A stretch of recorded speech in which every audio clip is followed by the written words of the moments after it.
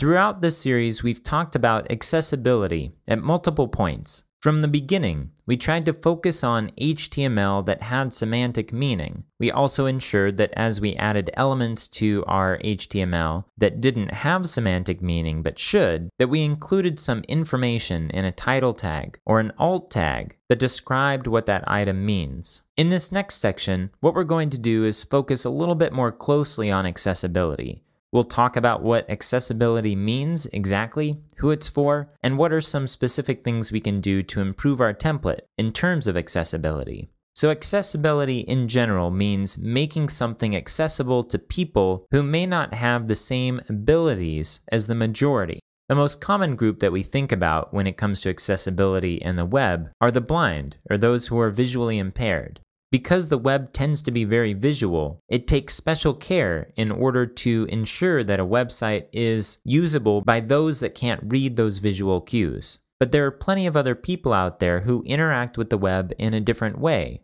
ways that might be difficult to anticipate. For example, a lot of people are colorblind, so while they can pick up many of the visual cues on the site, they may have trouble with certain kinds of contrast, or places where color impacts the interpretation of the content.